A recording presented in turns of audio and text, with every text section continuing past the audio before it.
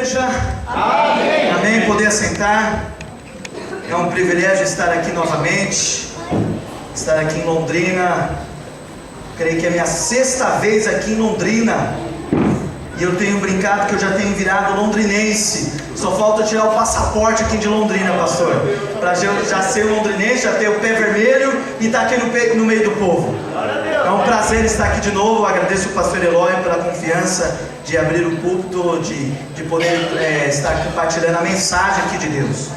E eu quero convidar cada um dos irmãos a abrir a palavra de Deus em Jonas capítulo 4. Nós iremos nesta noite meditar em todo o livro de Jonas. Mas primeiramente eu quero ler o 4º capítulo inteiro, do versículo 1 até o versículo 11. Jonas capítulo 4, versículo 1. Creio que todo mundo aqui conhece a história de Jonas, né?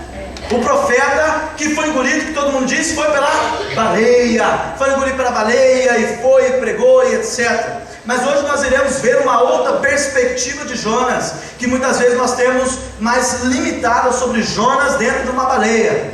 Mas no capítulo 4 aqui nós vamos ver um pouquinho mais sobre Jonas. Na verdade, no livro inteiro de Jonas. Diz assim a palavra de Deus: com isso, desgostou-se Jonas extremamente e ficou irado, e orou ao Senhor e disse: ah, Senhor, não foi isso que eu disse, estando ainda na minha terra? Por isso me adiantei fugindo para Tarsis, pois sabia que és Deus clemente e misericordioso, e tardio em irar-se, e grande em benignidade, e que te arrependes do mal. Peço-te, pois, ó Senhor, tira-me a vida, porque melhor me é morrer do que viver. E disse o Senhor: é razoável essa tua ira? Então Jonas saiu da cidade e assentou-se ao oriente da mesma, e ali fez uma enramada e repousou debaixo dela, à sombra, até ver o que aconteceria à cidade. Versículo 6. Então fez o Senhor Deus nascer uma planta, que subiu por cima de Jonas, para que fizesse sombra sobre a sua cabeça, a fim de o livrar do seu desconforto. Jonas, pois, se alegrou em extremo por causa da planta. Mas Deus, no dia seguinte, ao subir da alva, enviou um verme, o qual feriu a planta, e esta se secou. Em nascendo o sol, Deus mandou um vento calmoso oriental. O sol bateu na cabeça de Jonas, de maneira que desfalecia, pelo que pediu para si a morte, dizendo: melhor me é morrer do que viver. Então perguntou Deus a Jonas: é razoável essa tua ira por causa da planta? Ele respondeu: é razoável a minha ira até a morte. Tornou o Senhor: tendes compaixão da planta que te não custou trabalho, a qual não fizesse crescer, que numa noite nasceu e numa noite pereceu?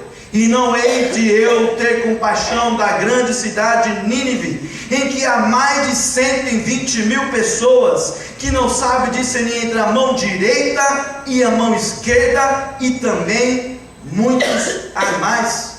Oremos. Pai amado, Pai querido, em nome do Senhor Jesus, assim como oramos em forma de louvor nessa noite, o Senhor reina, o Senhor é santo, o Senhor Deus é poderoso, e a Ti a honra, glória e majestade eternamente. Que nessa noite, Pai, que nossos corações possam estar abertos para Ti, Senhor Deus.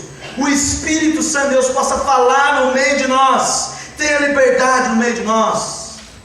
Senhor Deus, eu quero orar como João Batista, que diminua eu, para que Tu cresça, Senhor Deus, para que Tu cresça, que a Tua palavra possa ser impactada, possa ser impactante no coração de cada um aqui, em nome do Senhor Jesus, amém. Irmãos, nessa noite eu quero te apresentar quem é o profeta Jonas. Alguns dos jovens adolescentes estão aqui, que estiveram no acampamento no ano passado, ouviram já essa pregação, talvez já sabe de cor ou não sei, mas é sempre bom ter uma oportunidade de reler e relembrar sobre Jonas. Muitas vezes, como eu disse, nós lembramos de Jonas somente o profeta que foi engolido pela baleia. Mas quem era Jonas? Antes de falar de Jonas, eu quero falar de Nínive. Jonas foi pregar em Nínive. Jonas foi na capital da Síria, do Império Assírio, que é Nínive, a maior cidade daquele mundo, daquela época, a cidade mais poderosa, do povo que tinha mais poder naquela época. E quem eram os ninivitas? Quem eram os nínives? Os ninivitas, eles eram um povo cruel, um povo extremamente cruel. Para contextualizar para hoje em dia, eu poderia dizer que o povo ninivitas, eles são como o Estado Islâmico. Hoje nós podemos ligar a televisão e ver as atrocidades que o Estado Islâmico tem feito. Ligamos a nossa internet e vemos o quanto eles são cruéis, matando de todo que é tipo de forma, lembrando como a forma da Idade Média, que se matava degolando e fazendo todo tipo de forma de assassinato. E os ninivitas eram desse tipo de povo. Para vocês terem uma ideia como os ninivitas faziam e como eles eram cruéis, quando eles capturavam alguém e que sobreviviam, eles pegavam os homens e decepavam todas as extremidades do corpo. O que é a extremidade? Suas orelhas, o nariz, os dedos, os pés, e a pessoa ficava amputada. Era assim que eles faziam. E isso era o mais simples, porque quando eles queriam ser cruel mesmo, eles faziam de uma forma mais brutal, que eles pegavam a pessoa e empalavam ela viva. Para aqueles que não sabem o que é empalar, é literalmente pegar a pessoa nua, colocar numa estaca de uma ponta, enfiar a pessoa por baixo até que saísse pela boca, literalmente dessa forma. Esse era o povo ninivita. Perdão de ser muito explícito na forma, mas esse era o povo cruel. Os ninivitas, capital da Síria, que estava conquistando todos os povos ao seu redor. Esse era o povo. Mas um povo longe do Nínive estava o povo chamado os israelitas, Israel, o povo chamado pelo nome do Senhor, e no meio deles havia um homem chamado Jonas. Quem era Jonas? No capítulo 1, versículo 1 diz que veio a palavra de Deus a Jonas, filho de quem? De Amitai. Quem era Jonas? Filho de Amitai.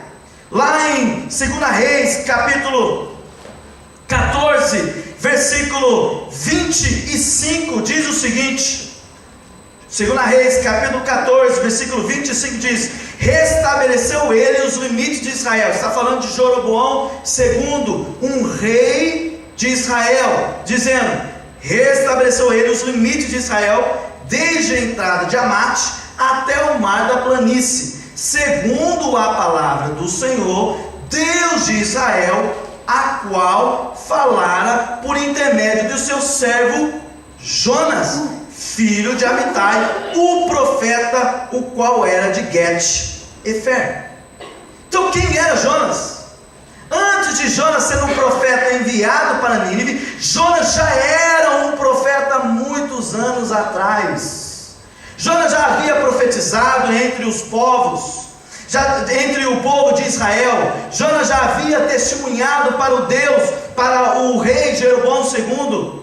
Jonas já tinha profetizado para Israel que ia se ampliar o reino de Israel. Jonas já era conhecido. E eu fico imaginando, quando um profeta profetiza coisas boas, o que acontece? Quando chega uma mulher, um homem de Deus e profetiza na sua vida: você vai ganhar uma promoção, você vai ganhar um carro novo, e você vai ser assim, assim, assim. O que acontece? Você fica o quê? Nervoso?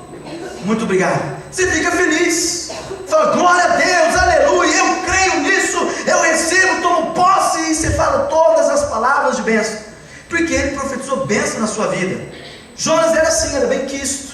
Todo mundo adorava Jonas, gostava de Jonas. Ele era um homem abençoado que profetizava, e acontecia. O reino de Israel estava se expandindo. Eu fico imaginando Jonas andando assim em Israel, Jerusalém, e Jeroboão II falando: chama meu Jonas, meu profeta favorito, manda ele entrar aqui no meu palácio, que eu quero conversar com ele para saber qual é o próximo reino que nós vamos conquistar. Chama o Jonas. Esse Esse era o Jonas, o querido. Agora imagina Jonas. Antigamente, no Antigo Testamento, o Espírito Santo não falava como hoje. Ele existia, sempre existiu, porque Ele é Deus, a terceira pessoa da Trindade. Mas naquela época, a forma de Deus falar com o seu povo era através dos profetas, ou de sonhos, ou através de Urim, Tumim, que era o sumo sacerdote que tinha as pedras. Eram as três formas de falar com o povo. Então eu imagino, creio eu, que Deus falou com Jonas através de um sonho, porque ele já era um profeta e ele tinha mais acesso com Deus, como ungido de Deus naquela época. Então eu imagino Deus um dia chegando para Jonas e falando: Jonas, desperta, dispõe-te, levanta e vai para Nínive. Irmãos, como eu disse antes, Nínive não era um povo fácil. Nínive era o número um, o primeiro inimigo de Israel. Jonas sempre profetizou para Jeroboão II e os seus contemporâneos, seus compatriotas, que o reino deles ia crescer. De repente, Jonas é chamado por Deus para ir no seu maior inimigo, para profetizar na vida deles. Isso não era fácil na visão do povo de Israel, de um judeu, ir para o outro povo gentil, sujo, idólatra, e no meio deles profetizar de jeito nenhum. Então Jonas, o que ele fez? Diz a palavra de Deus em capítulo 1 de Jonas, que ele dispõe, mas não para ir para Nínive. Ele desce até Jope. Em Jope ele pega um barco em direção a Tarsis. Para os irmãos terem uma noção, Nínive fica exatamente para cá e Tarsis completamente oposto. Tarsis fica no meio do mar Mediterrâneo. Ele pega ali o seu barquinho, vai em direção a Tarsis, é completamente diferente, oposição de Nínive. E a história diz que enquanto Jonas estava dentro do barco, Deus enviou uma forte tempestade. E quando veio a forte tempestade, era tão forte, mas tão forte, que marinheiros e capitães experientes temeram. Ficaram com tanto medo, mas tanto medo, que eles começaram a clamar aos seus deuses, pedindo ajuda, clamando aos seus deuses, para que essa tempestade fosse embora. Mas nada acontecia. E onde estava Jonas? Jonas estava lá no fundo do porão do barco, dormindo, tirando um cochilo, ou como os paraguaios falam, uma siesta, de 2 horinhas, 3 horinhas simples. Depois de 1 hora, você dorme sim mais 2 horinhas, e depois você volta a fazer o que você precisa, uma siesta básica. Jonas estava lá, diferente de Jesus, né? Jesus também tirou sua siesta, dormindo no barco, na pomba do barco, mas porque ele tinha fé, porque ele servia a Deus, porque ele sabia quem ele cria. Jonas, muito pelo contrário. Jonas era um profeta fujão. Jonas era um profeta que ia para completamente oposição, o lado oposto do que Deus queria. Sabe o que eu vejo? Muitas vezes nós estamos acomodados no que você está fazendo, assim como Jonas era próximo no ministério, no trabalho, no que ele se dedicava, tudo ia bem, tudo ia certo, mas de repente Deus quer mudar aquilo que está fazendo na sua vida. Mas você fala: Deus, como que pode? Está dando tudo certo. Eu estou aqui na igreja, está tudo certo. Eu estou no meu trabalho, está tudo certo. Agora Deus está falando para fazer outra coisa, para fazer isso. Sair de onde eu estou, deixar o que eu estou fazendo no ministério para ir para outro lugar, para outra cidade. Deus está me chamando para ser missionário, para ir para outro país. Por quê? Deus está falando para sair desse emprego, para assumir outro emprego. Por quê? Como, Deus, tudo que eu estou fazendo está dando certo, e agora Deus está me chamando para outro lugar. Assim foi com Jonas. E muitas vezes nós damos como Jonas, fazemos como Jonas, fugimos da voz de Deus. E ele fugiu. E o que diz a história?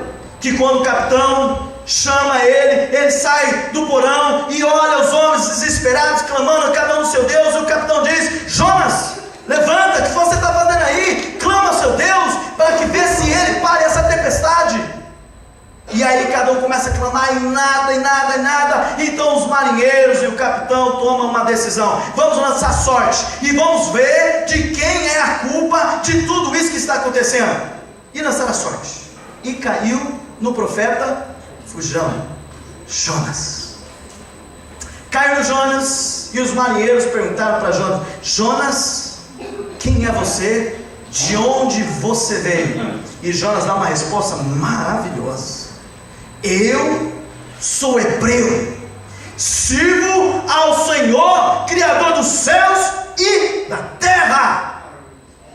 Que resposta mais maravilhosa!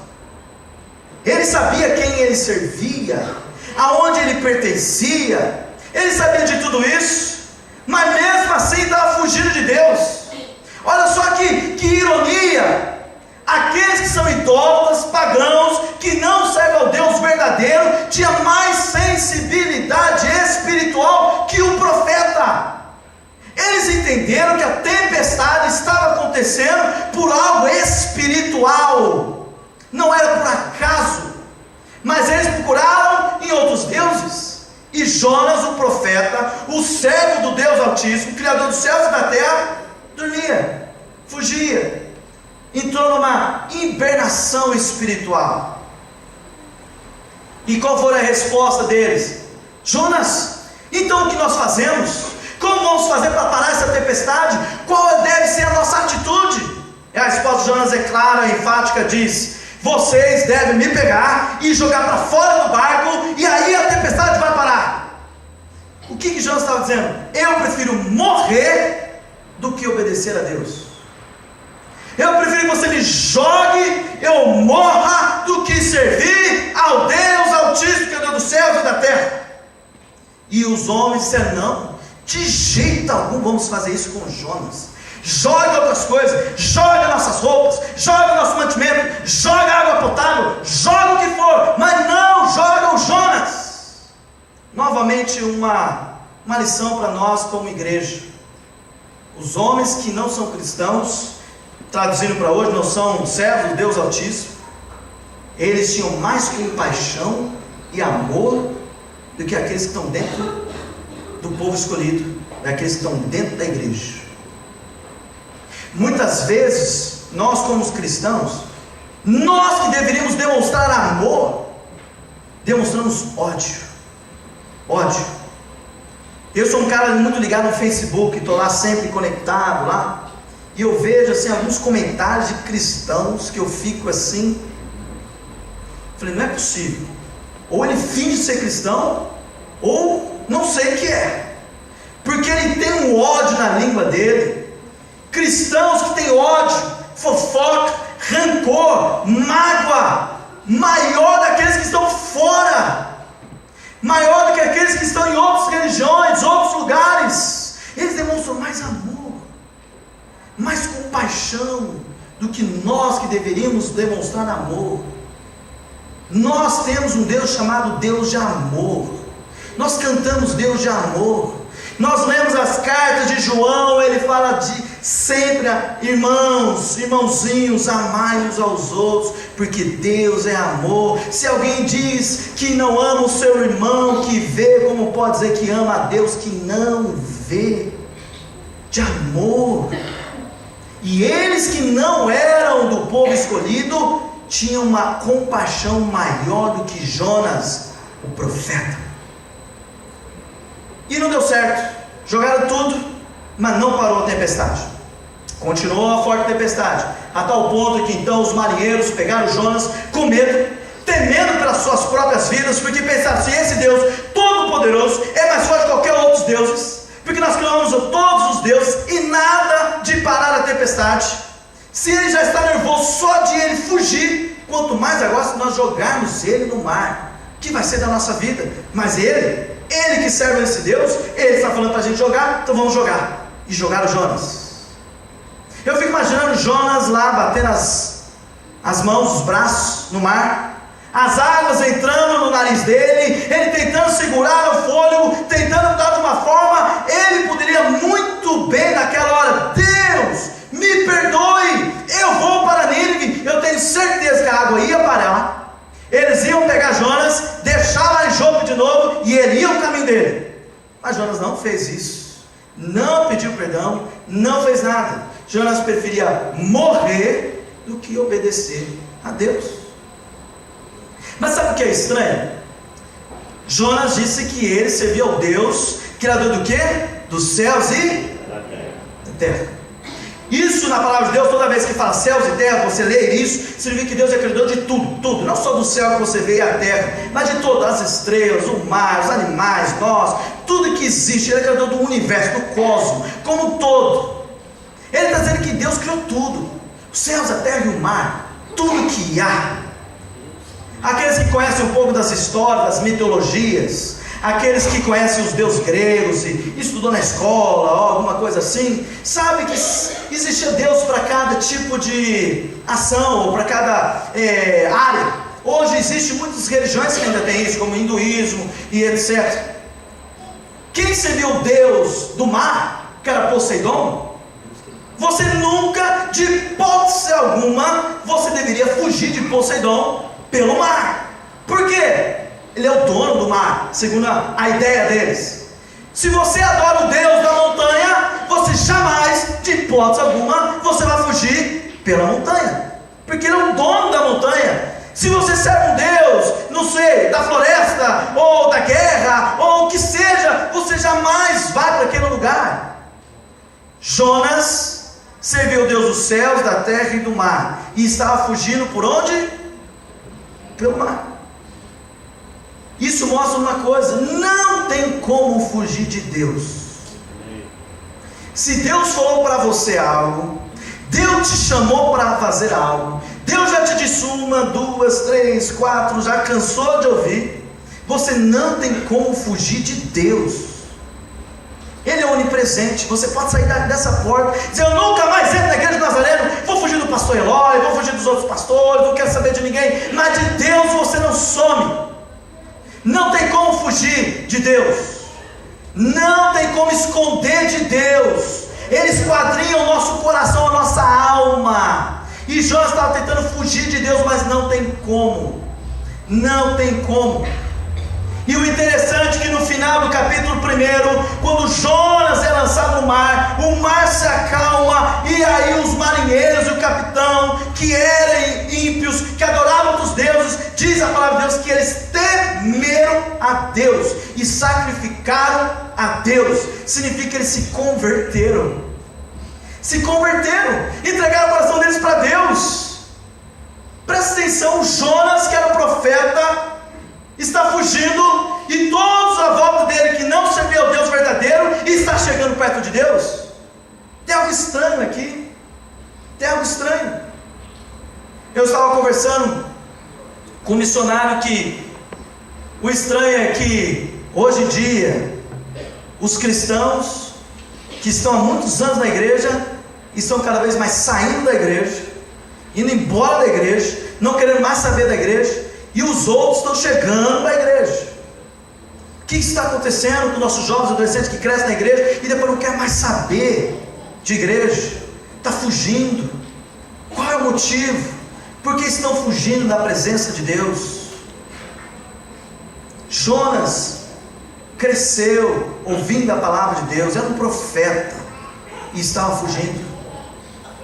Então no final do primeiro capítulo mostra que Deus enviou um peixe grande e engoliu Jonas. Eu aprendo que o peixe não era um castigo para Jonas, mas era um livramento para Jonas, porque se não fosse esse peixe grande, Jonas teria morrido. Então Deus envia um peixe grande. Se você quiser chamar de baleia, você pode chamar de baleia. Alguns dizem que é o tubarão-baleia, porque é grande para engolir uma pessoa. Outros dizem que foi um dinossauro que engoliu Jonas. Não sei que seja, engoliu um peixe grande Jonas. Eu só sei de uma coisa, que é possível isso acontecer. Para os irmãos saberem, um homem certa vez chamado James Bartley, ele foi engolido por um peixe gigante, de verdade. Em 1906 ele foi engolido por um peixe. Foi encontrado meses depois, dias depois, 2 semanas depois, porque caçaram a baleia, cortaram a baleia e estava lá ele, dentro da baleia. Ele morreu 3 anos depois, mas ele sobreviveu. Engoliu por uma baleia. Isso é de verdade, é histórico. Você pode ir lá no túmulo dele, lá na Inglaterra, e está escrito: o Jonas moderno. Está escrito assim. É de verdade. Então se alguém chega e diz: ah, é impossível, essa coisa de crente acreditar que pessoa é bonita por baleia? É possível sim, existe. Vai lá que procura, tem o James Bradley, foi engolido por um peixe gigante. Capítulo 2 então começa Jonas dentro da baleia. E o interessante é que passou o primeiro dia, Jonas não pediu perdão. Passou o segundo dia, Jonas não pediu perdão. Imagina você dentro de uma baleia, irmão. Gente, certa vez fizeram um peixe lá em casa, eu acho que era bacalhau.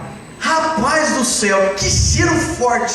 Quanto mais sal ainda, mais forte ainda. As irmãs colocam todas as coisas no cabelo para não ficar o cheiro no cabelo. Você coloca a pior roupa para ficar o cheiro na roupa depois lavar. E infesteia toda a casa. Pelo menos aconteceu na minha casa. Não sei se vocês não souberam fazer direito, mas ficou fedendo a casa inteira. Eu não gosto de ir em muito lugar assim que tem um monte de peixe. Eu não sou muito chegado a peixe, só peixe cru. Lá eu vou lá e como lá o hot roll, como lá o sushi, sashimi, não sei mais o que, anime lá e como. Mas esses peixes assim, eu não sou muito chegado. E o cheiro forte.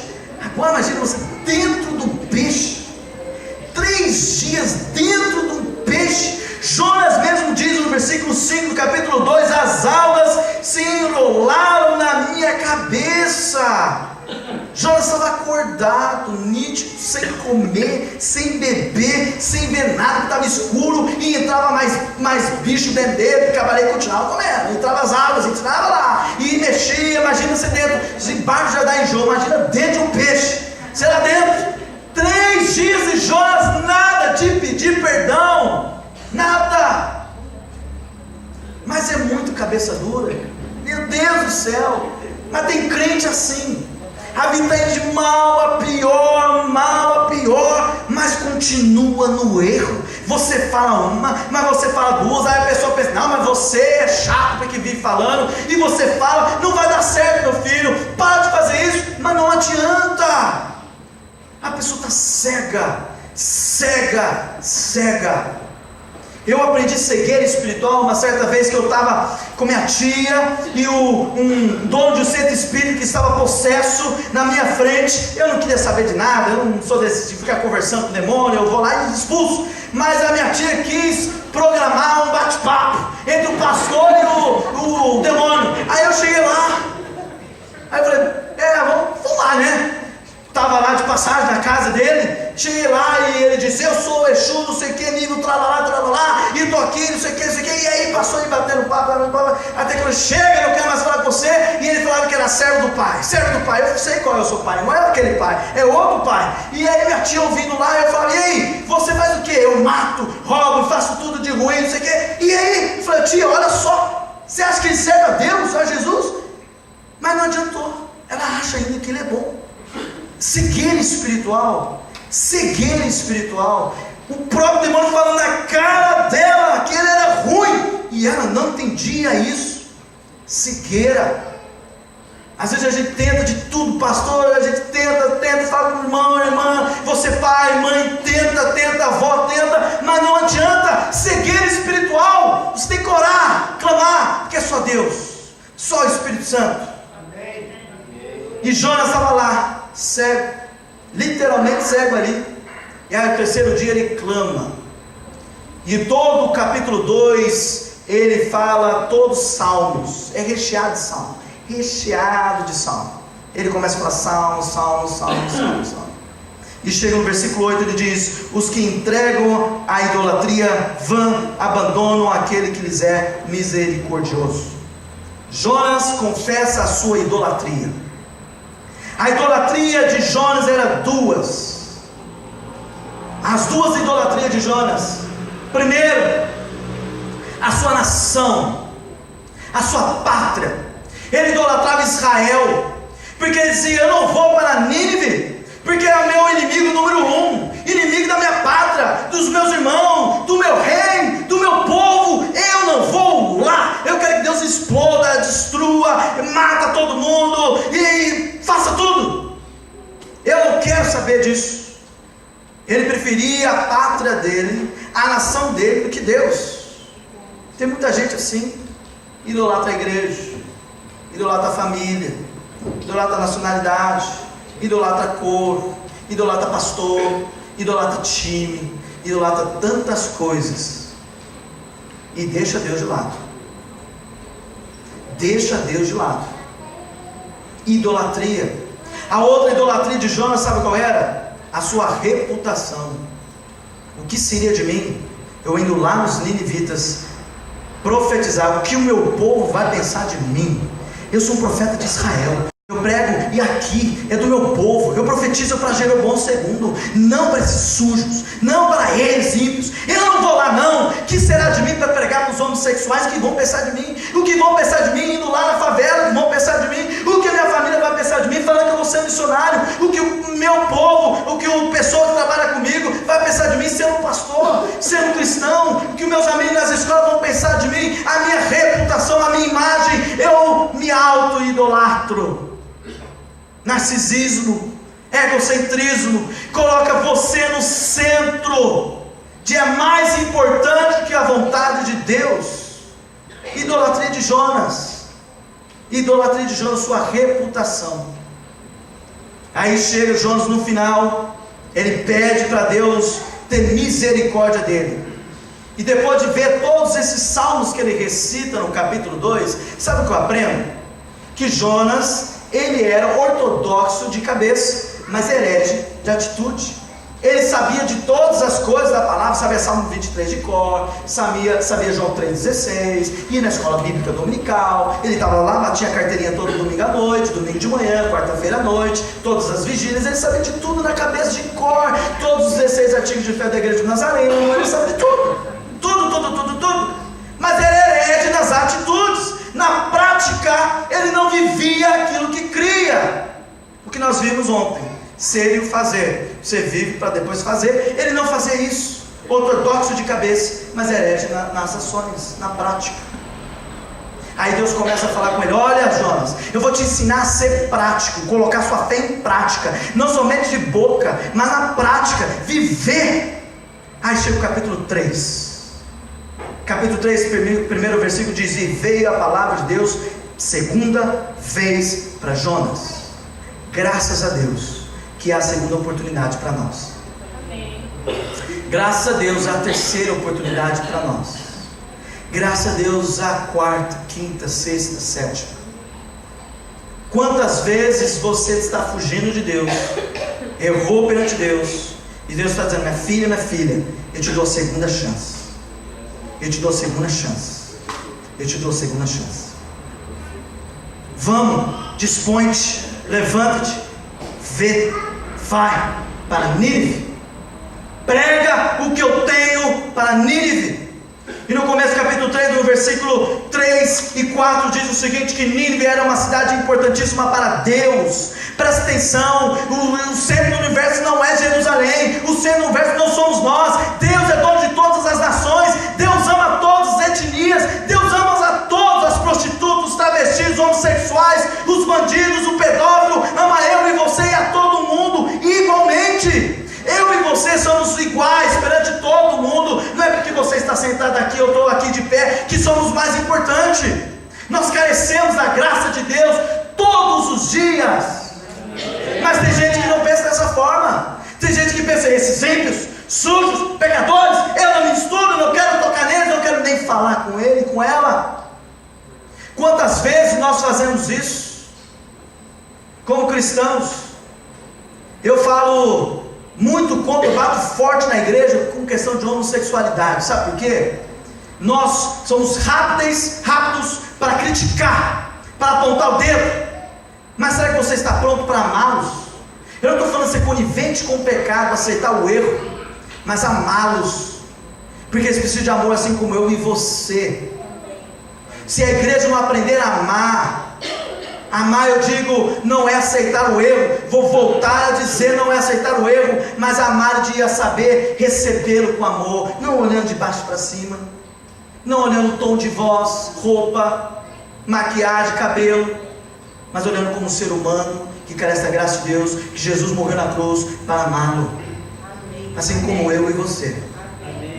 Às vezes nós colocamos eles como repúdio, como exilado, afastado, não quero saber dele. Onde está o amor na igreja? Assim como Nínive. Jonas colocou de lado, não queria saber. Então Jonas, ele levanta e vai para Nínive. Diz que Nínive era grande naquela época, que demorava 3 dias para caminhar toda a cidade. E ele percorreu em um dia, pregando apenas 5 palavras em hebraico, que dizia: ainda em 40 dias Nínive será subvertida, ou seja, destruída. 5 palavras continha a pregação, e em 5 palavras ele foi pregar em um dia. Tem alguma coisa atrás de mim? Porque os irmãos estão olhando. Está acompanhando aqui. Em apenas um dia. Era para ser em 3 dias, ele faz em um dia. Irmãos, isso significa que ele estava correndo muito. Muito. E o pior, 5 palavras. Quem vai entender? E lendo alguns comentaristas, dizem que é muito provável que Jonas ainda pregou em hebraico. O povo não entendia hebraico, e ele pregava em hebraico. O povo não falava hebraico, correndo em um dia. Eu fico imaginando ele correndo e falando: em 40 dias submergirá Nínive, em 40 dias será tudo destruído, em 40 dias será destruído, em 40 dias será destruído. Pronto, acabou, em hebraico ainda, e embora. E de repente, eu acredito que Jonas estava esperando: ninguém vai acreditar nisso, ninguém vai ouvir eu, porque é hebraico em um dia, e pronto. Para a surpresa do profeta Fujão, todo mundo começou a se arrepender, desde o menor até o mais alto começou a se arrepender. E foi um arrependimento tão grande do povo, que era cruel, como eu disse. O povo se arrependeu, que chegou até o rei de Nínive. E ao chegar ao rei, o rei ouviu e disse: vamos todos vestir pano de saco, pregoar um jejum, vamos clamar a Deus, pedindo misericórdia, desde o animal até todos os homens e mulheres dessa cidade. Vamos todos se arrepender. Todos. Sabe o que eu vejo aqui também? Que às vezes nós somos rápidos para criticar os líderes. Vocês não fazem isso, você não faz aquilo, você não faz isso, deixa de fazer aquilo, pastor, líder de ministério. E você, o que você está fazendo? Porque que mostra que foi do povo até chegar ao rei. O povo clamou, se arrependeu e chegou ao ouvido do rei. Você quer mobilizar a igreja? Comece você a orar, comece você a jejuar, comece você a clamar. Quando toda a igreja está clamando e orando, é tudo muito mais fácil, vai fluindo. Não tem que sair daqui de cima para baixo a unção, mas a unção está para todos, o poder está para todos, o Espírito está para todos, porque ele desce sobre toda a carne. Essa é a profecia de Joel: para toda a carne descerei, derramarei meu Espírito. Amém. Aleluia. Então é para todos. E termina o capítulo 3, então inicia o capítulo 4 que nós lemos. E agora é a mensagem que eu quero trazer para você. No capítulo 1, versículo 1 do capítulo 4 até o versículo 6, nós vemos que Jonas saiu da cidade, angustiado, raivoso.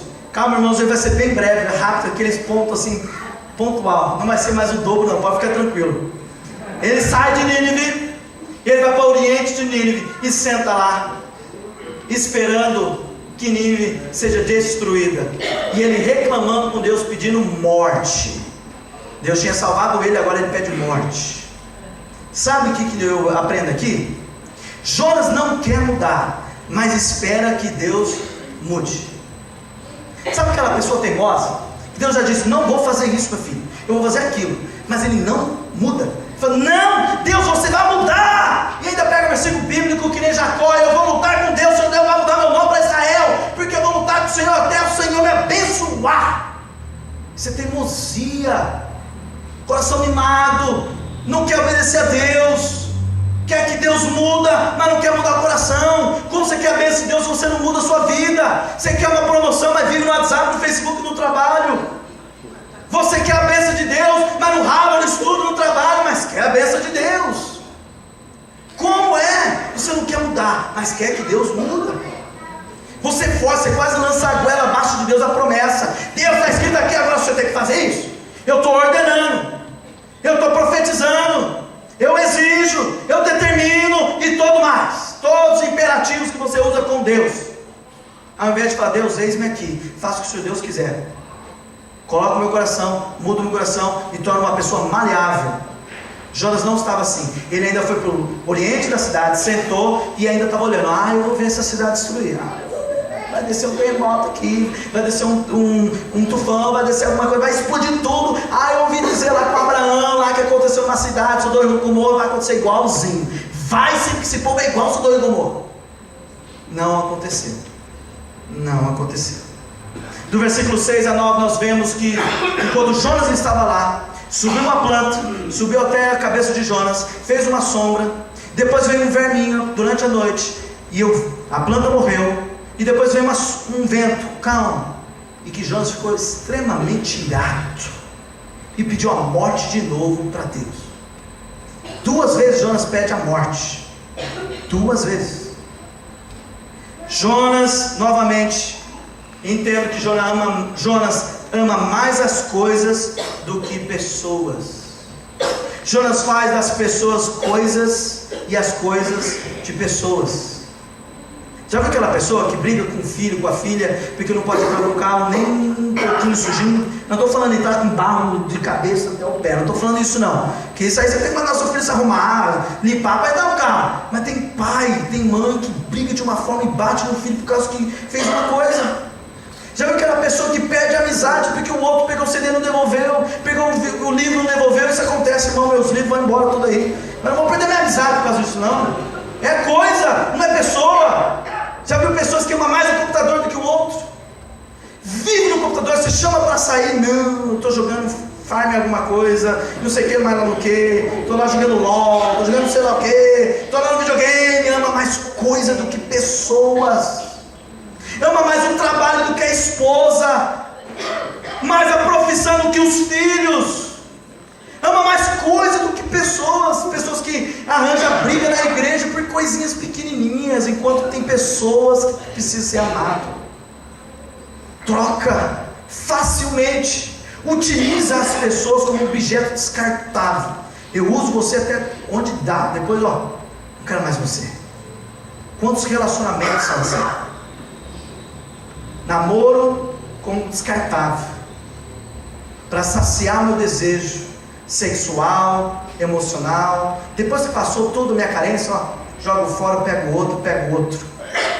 Ama mais as coisas do que as pessoas. Jonas amava mais a planta do que mais de 120 mil pessoas.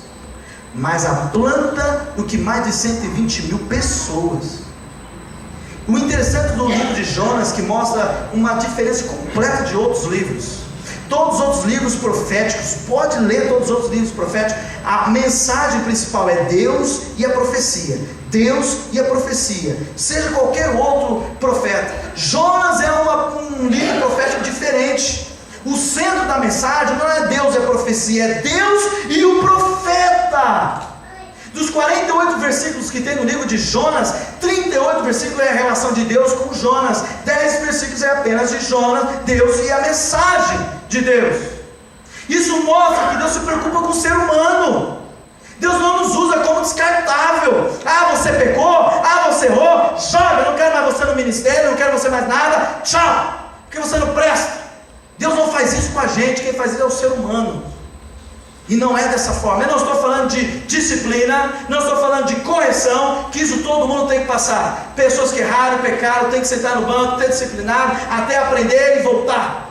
Isso é natural e Deus faz isso conosco. Mas não é esse tipo de que eu estou falando. Estou falando de matar a fé da pessoa, de ser duro ao ponto de matar a fé da pessoa e tirar a pessoa da igreja. Nós não somos desse tipo. Deus não é dessa forma. Amar mais as pessoas do que as coisas. No versículo 10 nós vemos que Deus fala que tens compaixão da planta que não te custou o trabalho, o qual não fizesse crescer, que numa noite nasceu e numa noite pereceu. Novamente Jonas estava mais preocupado com a bênção que ele podia receber da planta do que ele podia receber da planta. Eu aprendo que Jonas quer ser abençoado, mas não quer ser uma bênção. Jonas quer receber tudo de Deus. Me dá. Eu. Me abençoa. Mas não entende que você é um canal de bênção para as pessoas. Lá na oração do Pai Nosso, é interessante falar nosso. Não meu, não seu, nosso. Sabe o que significa nosso? É nosso. que é seu é meu, que é meu é seu. Lá quando fala o pão nosso de cada dia, é nosso. É nosso. Se Deus te abençoou financeiramente, não é seu. É o quê? É nosso. Entendeu? Nosso. Ah, então está pregando comunismo aí, pastor Felipe. Está falando para repartir tudo. Não. Não é isso que eu estou falando. Eu estou falando que tem gente que é mesquinho, não divide, não compartilha, não doa, não dá dízimo, não oferta, não faz nada. É tudo meu. Filho, começa a trabalhar na ajuda em casa. Começa a receber a bênção de Deus, não te dizima. Recebe uma promoção, não dá oferta. Vê o missionário passando dificuldade, não oferta. Cadê o coração aberto? Porque Davi era abençoado. Porque Davi tinha um coração liberal. Porque ele era abençoado. Quando Deus falou, você não vai construir meu templo, o que Davi falou? Eu não fico parado não. Deus, eu sei que o Senhor falou não vai construir, meu filho vai construir, tudo bem, mas vou reunir todos os ouros que eu tenho, tudo que eu tenho, e vai construir o templo com tudo que eu conquistei. Coração liberal. Liberalidade. Entende que Deus nos abençoou para abençoar, que transborda a bênção de Deus, que é melhor dar do que... como a igreja não entende isso. Não entende isso. Jonas não entendeu isso. O maior avivamento bíblico aconteceu com o profeta Fujão. O maior avivamento aconteceu com Jonas. Mais de 120 mil pessoas se converteram em um dia. Em um dia. Imagina, pastor Eloy, nós fizéssemos um impacto aqui, 120 mil pessoas se convertessem, o que nós faríamos? Eu faria um vídeo, chamaria lá, fazer um vídeo, gravaria, fazer um filme, eu ia lá cantar, louvar a Deus, apregoar um jejum por meses, agora adoraria a Deus. Mas Jonas não, pediu a morte, ficou com raiva, ficou com ódio, ficou cheio de amargor no coração. Tem crente assim. Eu já vi gente falando, ela se converteu lá no leito da morte, mas ela não prestava, ela fez mal para mim, ele fez mal para mim. Como ele pode se converter no final da vida? Não! Que raiva, ódio, ele merecia o inferno. Eu já vi isso. Incrível! Sabe como que é? É quando você está na igreja há anos, aí uma pessoa se converte, ele já é ministro de louvor, e você está aí, ó. Não é possível, eu estou aqui há 7 anos na igreja, ele só subiu lá a cantar. Eu estou aqui há anos, e o pastor Eloy nunca deixou eu pregar, mas deixou o pastor Felipe lá, e briga. Eu não estou falando de lançando para ninguém aqui, porque... E acontece, raiva, inveja. Não é dessa forma, não deve ser dessa forma. O último ponto que eu vejo aqui no versículo 11. Jonas não entendia que Deus é o dono da missão. Irmãos, Deus é dono de tudo. Ele é o seu dono, o meu dono.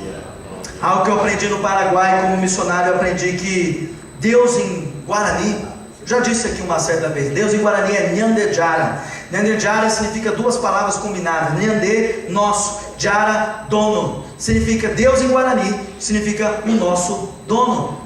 Olha que bonito. De novo, não é meu, não é seu, é nosso. E o que significa nosso? Nosso. Nosso dono. Meu dono. Seu dono. Ele é dono de tudo. Por que você está pelejando contra Deus? Por que você está fugindo de Deus? Ele é dono da sua vida. Descanse. Descanse. Eu decidi nessas últimas semanas abolir a palavra crise da minha boca. Sabe por quê? Porque a gente fala tanto em crise, a gente acaba acreditando nisso. Vai aderindo isso. Eu falei para mim, chega. Todo culto lá na minha igreja, lá em Campinas, a gente falava em crise. Falei, chega. Vou abolir a palavra crise na minha boca. Chega. Alguns estão falando, não, eu estou em crise, eu estou em Cristo. Amém. Amém. Deus é o dono. Deus é o dono de tudo. Ele faz todas as coisas, faz na minha vida, na sua vida. Coloque-se de pé. Feche seus olhos.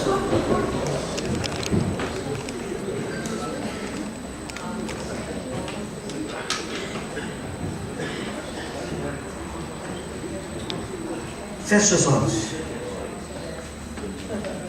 Talvez nessa noite você está aqui nem Jonas fugindo de Deus. Seja no seu chamado, o que Deus te chamou para fazer. Seja na vida espiritual, na oração, em jejum e leitura bíblica, você está fugindo há tanto tempo, coloca tantas desculpas diante de Deus. seja na sua vida matrimonial, fugindo da sua esposa, que é algo que você tem que fazer há muitos anos e não está fazendo. Você está fugindo de Deus na área do pecado. Você tem deixado aquele pecado perdurar na sua vida mais do que deveria. Deus está falando. Você está fugindo. Quando Jonas fugiu, ele foi de mal a pior. Ele foi descendo, ele desceu para Jope. De Jope ele desceu no fundo do porão do barco. Depois ele desceu para o estômago do peixe. Depois ele desceu mais às profundezas do mar Mediterrâneo.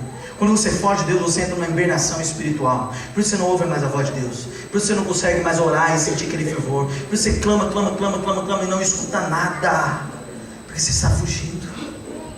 Para de fugir. Deus fala com você hoje igual falou para Jonas. E veio a palavra de Deus pela segunda vez. Nessa noite, qual é a sua Nínive? O que está impedindo você pregar a palavra de Deus, fazer algo? Quem é aquele povo, aquela pessoa que você tem repulsa, quer ver de longe, não quer saber? Esse é o seu povo, Nínive. Deus está te falando: dispõe-te, levanta-te, vai e prega a minha palavra. Deixa de fugir. Eu amo a Ele, eu amo a todos. Faço criticar o Estado Islâmico e pedir para que os Estados Unidos bombardeiem lá. Faço falar mal dos políticos que roubam e querem que exploda tudo. Você está orando, você está amando, você está clamando a Deus. Que Deus tenha misericórdia das nossas vidas. Se assim você quiser chegar no altar de Deus aqui no púlpito, dobrar seu joelho e pedir: Deus, eu não quero mais fugir diante do Senhor. Eu não quero ser como Jonas. Eu quero estar diante do Senhor e pregar a tua palavra. Eu quero viver para o Senhor. Se assim você quiser, vem aqui. O altar não é um lugar de derrota, não é um lugar de vergonha, mas é um lugar de vitória. Se assim você quiser, dobre o seu joelho, coloque-se de pé, venha aonde você quiser, mas louve, busque a Deus. Esse é o tempo de Deus para você.